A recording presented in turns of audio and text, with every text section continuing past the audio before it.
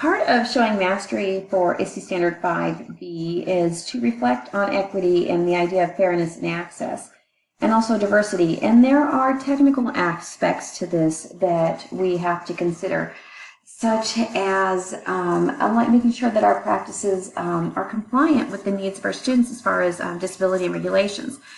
And part of this is covered in this blog that I created that is, since it's on Blogger, that can be accessed by anyone. So this information is searchable and can be used beyond our local schools and really puts these compliance issues into understandable terms.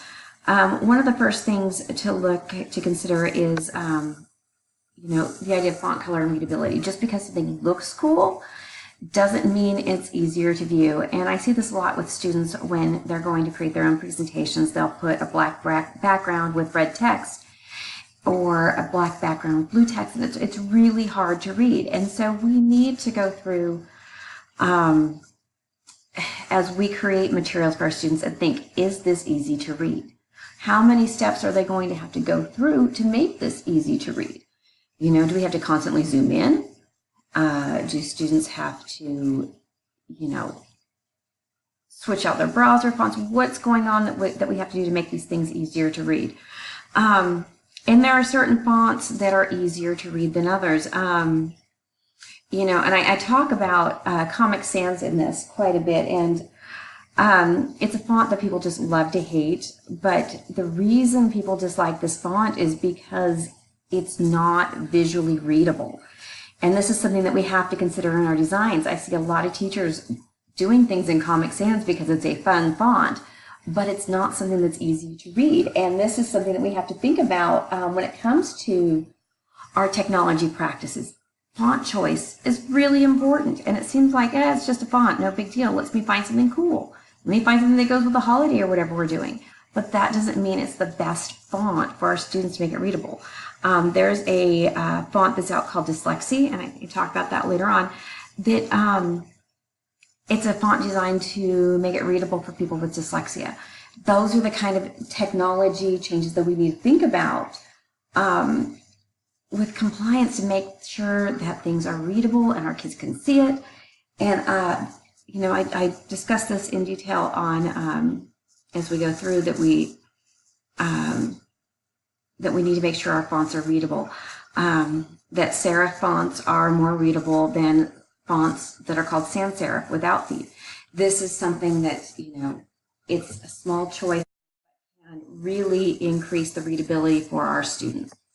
Another part of compliance and the legal aspects of this that we need to think about is the American with Disabilities Act. Not all students can access information the same way. And for students who are visual impairment, they may need a font in a larger size or even Braille. But, adding closed captioning to a video is beneficial from students who don't have hearing needs to those who just want to make sure they're not missing out on key information, that they can go through and read along. It helps for our ELLs as well. Closed captioning is very easy to do, and I go through on this blog post and talk about the steps that you go through to create a YouTube video. And I also created closed captioning on this animations tutorial I did. So this is, again, it doesn't take very long to do this. These are very simple steps that really are important strategies that do impact legally on our obligations to our students and their use of technology. And most of these technology changes that we need to do with like closed captioning and fonts, these are covered under the 508 compliance, and it's specifically related to electronic communications. And it's about having different options available for people who have different educational needs. Don't have flashing screens.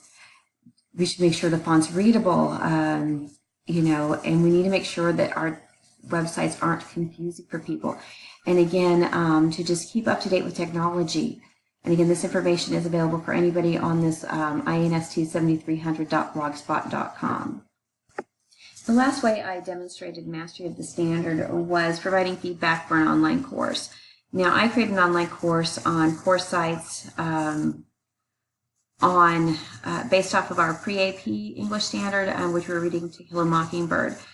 And as part of this, to provide alternative methods of ways for students to access the information, I created a how-to section.